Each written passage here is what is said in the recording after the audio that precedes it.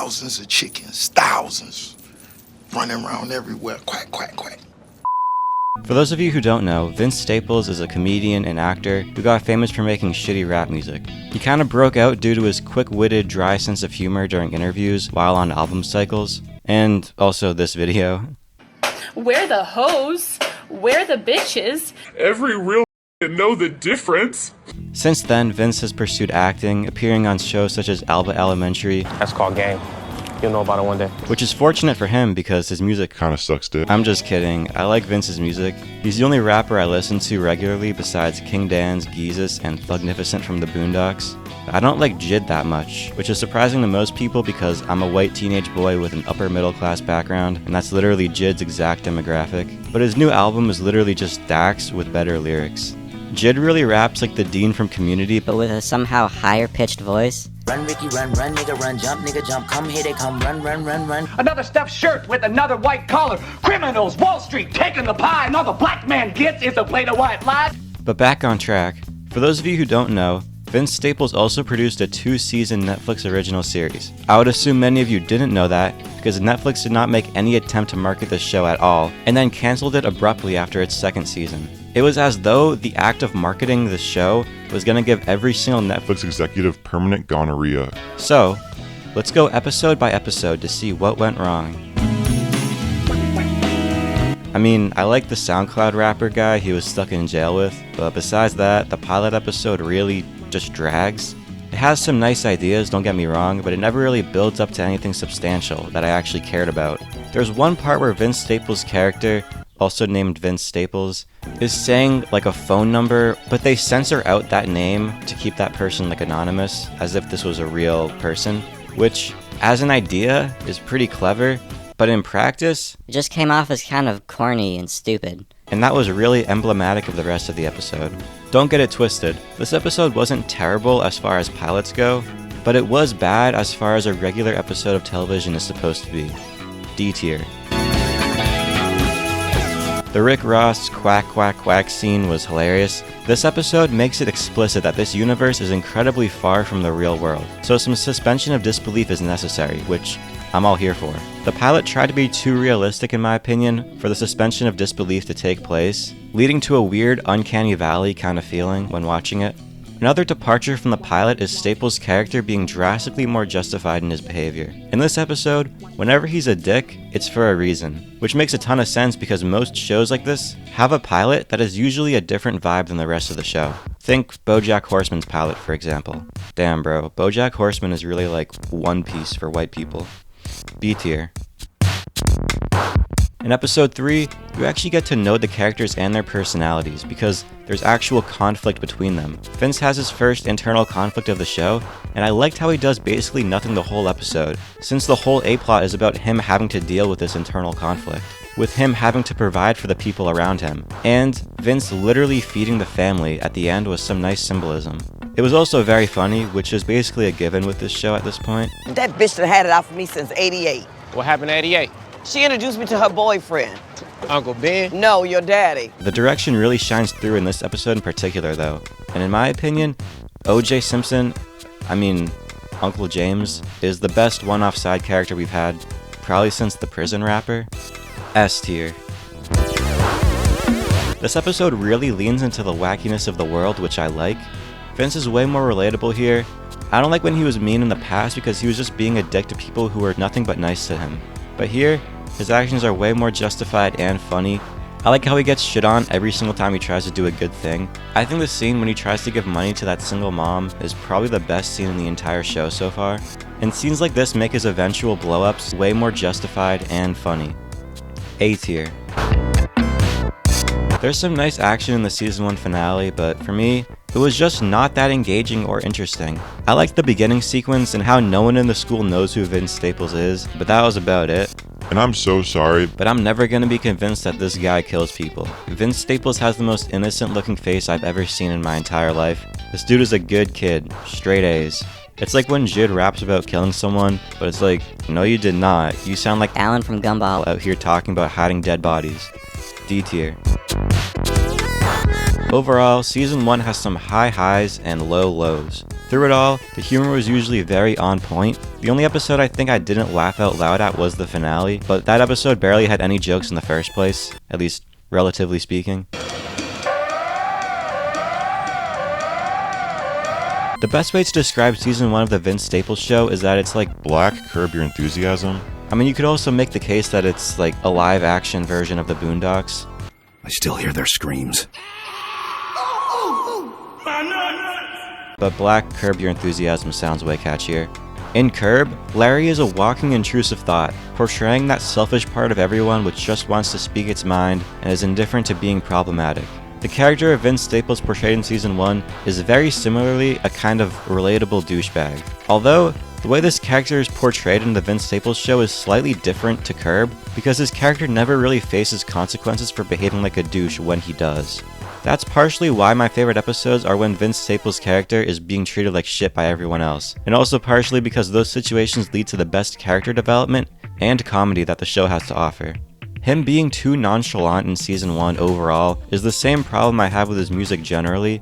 He sometimes sounds a little bit disinterested when he's rapping, and I don't like that, but his lax demeanor is the reason why his dry style of comedy is so effective. So, I'll take it. Many episodes of Curb also play on Larry being Jewish. Whether the writing is comedically self-deprecating towards his own race or making a legitimate statement on anti-Semitism, Larry's Jewish roots are an integral part of the show. The Vince Staples show similarly plays a lot on Vince being black, and similar to Curb or the Boondocks, it isn't afraid to be self-deprecating or political with its messaging, which is evidenced by every single episode since the pilot. If there's any part of the Vince Staples show that I think can be expanded on in future seasons, it's this aspect. I'm looking forward to see if season 2 expands on the ways Vince's heritage influences his life as someone working in the entertainment industry, and the outlook that has given him. Genuinely, I really don't give a shit what he does in season 2. It could be a peak season of television, Or 6 straight episodes of fart noises. and it wouldn't change anything about my life one way or the other. This episode is a really good opener for the season. Not only does it set up a couple of running jokes and characters that become really important later on, but it sets the vibe straight with how the season will be different from season 1. Where season 1 was trying to find its identity with every single episode, season 2 knows what it wants from the get-go. And you can really tell with the heightened sense of style and pace. Although the season opener drags a little in the first half, once you realize what it's trying to say, it picks up a lot of momentum and constantly builds upon itself until a wild ending. Basically the opposite of the pilot. I also liked all the side characters in this episode, with Emmanuel and Maine being standout characters for me. But I also liked other side characters, such as the 2 lesbians at the beginning, or the random Chinese dude doing karate at the end. The ending is a clear analogy for Staples dropping his record in real life, because as he stated, they were limiting him too much. I like how they portray that situation in terms of his O.J. Simpson uncle, my favorite one-off character from season 1, who is a metaphor for not only O.J. Simpson, but deeper than that, past black artists who are taken advantage of. Which is definitely an interesting way to make that point, because O.J. definitely did kill that lady. But nevertheless, Staples' character finally has a decent character arc here, and this is also just a really funny episode. Anything to do with Maine was hilarious. He was shades of the rapper from the season 1 pilot at times, but given enough time to shine as a proper antagonist. And every deadpan reaction from Vince's character after anything to do with his mom or Maine was just hilarious. I'ma give it an A tier. I forgot to mention in the episode 1 review, but Vince's mom is like a top 2 character in the show, and she's not 2. For a show that throws so many new and crazy ideas at you, this episode is oddly predictable. When they showed the guy at the beginning, who you're supposed to assume is like a serial killer, I remember saying to my buddy, Imagine how funny it'd be if they just hit him with their car. And then they did. And even though I also predicted the ending twist, this was still a weirdly wholesome episode, although the plot structure and character arcs were both done in too normal of a way for me for it to be interesting, since I've seen the show do the same kind of arcs in far more creative ways. C tier. Episode 3 is a slower paced episode. Most of the episode is just Staples' character walking around his haunted house. It's more of a build-up kind of episode to pave the way in order for the rest of the season to make sense. I like the continued theme of Vince literally having to carry on the legacy of his uncle, a metaphor for him walking the same path as the artists who came before him. I like the running element of Vince seeing his dead uncle, that being how his car got towed in episode 1, and how he crashed his sister's car in episode 2. I also like his little conversation with the homeless lady. For some reason, it reminded me of this shitty book, The Seventh Most Important Thing, that I had read in middle school, since the two main characters of that book are very similar to Vince and the homeless lady, but whatever. C tier. Episode 4 is a kind of rebuttal to what I just said episode 3 was about. While Staples recognizes the people that pave the road he walks on, he also doesn't want to be part of an institution that ties him down or limits him to his race. This sentiment is also reflected in his music in real life, which has become increasingly experimental and genre-bending. While this episode is still funny, for example, I like the running joke about plant-based meat, but in the past 2 episodes, the show has really prioritized storyline over humor in order to build up this season-long plot. In that sense, I think this episode accomplished what it set out to do, and as always with this show, the overall message of the episode is conveyed through a relatively creative written story that lends itself to the sort of artistic absurdity that the show has become synonymous with. B tier. Episode 5 is basically the second half of episode 4 as the continuation of the B.I.G. cult storyline. This episode tackles more of the systemic issues of the industry and how certain behaviors can be harmful by reducing someone to just their race. The only thing white liberals fear more than death is being considered racist, and in trying to compensate for that, they actually do things that are racist. Like bringing back segregation. And I'm white, so I know these things. Like, I'm a trusted source here. I have the inside scoop on us. I'm out here living in the lion's den every single day with my tiny dick and no rhythm having ass. The members of the cult are the exact people I'm describing, like the elite class who, whether knowing it or not, use their liberal politics as a mask. A disguise, if you will. A facade, even. Or a guise. Really, any of those words. Their progressive beliefs are either camouflaged to conceal their immoral or racist acts, or as a way to trigger a pseudo-intellectual kink. But, at the end of the day, they keep an exclusive monoculture around them. This is an industry that Staples rejects and wants to rebel against, as evidenced by the ending. At least that's what I got from it. If you guys have any other interpretations of this episode, I'd love to know. B tier. Episode 6 is like the finale from Season 1, but actually good, because instead of just being about one thing and being pretty disjointed and pointless beyond that one thing, this season finale serves to tie up a lot of loose ends and provide an actual conclusion to the season. The action is fresh and entertaining, there's some solid jokes sprinkled in, I like the ending resolution of the eulogy, and that final cliffhanger is a creative way of showing Vince's character potentially succumbing to the industry. A tier. Season 2 is a far more linear style of storytelling as opposed to the episodic nature of Season 1. This really feels more like a 2.5-hour movie instead of 6 25-minute episodes. Season 2 is really where the symbolism takes center stage. Where Season 1 was the sales pitch on why you should care about this show and what it can offer, Season 2 was the delivery on that promise. I know I kept talking about metaphors and symbolism, but that's really where the worth is in Season 2. Because basically each episode is a continuation of the same overarching analogy. And I know I've had a lot less to say about each episode in Season 2, but that's because Season 2 is a lot more plot focused, and I wouldn't be able to go too in depth without spoiling basically every single plot point. But going back to the reason I made this video, what happens when a rapper makes a show? And I think that's the entire point of the Vince Staples show, that he's not just a rapper. He's a comedian, actor, rapper, writer, and director, who just so happens to drop a shitty feature on a JIT album from time to time. I mean, to be fair, it's really hard to have a good feature when half the song is listening to the dude who sounds like Peter Griffin inhaling helium, sounding like Simon from Alvin and the Chipmunks. Regardless of how ass JIT's music is, the point is that Vince doesn't want to be tied down to just a rapper. It's like when Tyler the Creator said, "It sucks that whenever we, and I mean guys that look like me, do anything that's genre bending or that's anything, they always put it in a rap or urban category, which is, and I don't like that urban word, it's just a politically correct way to say the N-word to me." And so what if the Vince Staples show isn't perfect? The fact that the show exists in the first place is proof enough to support my argument that he has a capacity beyond rapping, and he doesn't want to be tied down to that, or anything for that matter.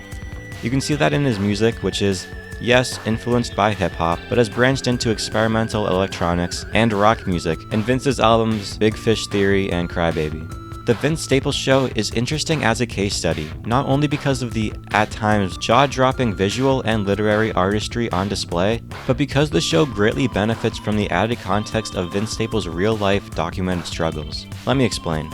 There's a little disclaimer at the beginning of each episode that says the events in the show were entirely fictional, and any resemblance to real-life incidents were purely coincidental. After watching season 1, thought this was a bit corny, like Staples trying to prove that he actually does these cool things in real life. While watching season 2, I came to the conclusion that the disclaimer was actually just a joke in and of itself, because yeah, obviously these things never actually happened. It is only in reflection after watching the entire show, along with the drama surrounding Staples' first album cycle after dropping his label, do I realize what he actually meant by this. The disclaimer is not a humble brag or a joke. It is a legitimate invitation to explore the subtext of each episode and tie it back to the publicly available struggles Staples and artists like him have had to deal with in both their business and personal lives due to their race or where they come from. It is then no surprise that Netflix was so quick to cancel the show after its second season, because most of Staples' struggles were with the industry authority that Netflix, as a corporation, represents. Also, the show's low ratings probably had something to do with that. Streaming services like Netflix usually hand out a 2-season contract when they greenlight a show, and what probably happened was, after that contract was up, some Netflix executives saw the below standard ratings and decided not to renew the show's contract. Or maybe Vince decided not to return for a third season. Whatever it is, I don't really care. Again, I'm not a writer on this show, it has literally no bearing over my life, and I'm not going to do any bit of research. It's not really how I roll anyway. I don't have sources, kinda just make shit up most of the time. My source is that I made it the fuck up. Speaking of research, I wish I could say that in making this video, I've come around on Jid's music. But no, that shit still sucks. I still think he makes Anthony Fantano type music. He makes rap music you could study to. Some people like to listen to rain sounds to fall asleep, but I listen to God Does Like Ugly. That album is like its own white noise machine. It's the only album from last year that was worse than that new Joey Badass and that new Strokes. Joey Badass and the Strokes are like my favorite two artists of all time, and neither of them have put out a good album since like 2020. But yeah, Jid sucks. I like Strawberries though, that's actually a really good song. I also like his collab with Offset. That one was pretty good. Anyway, thank you for your time, support local businesses, and God bless.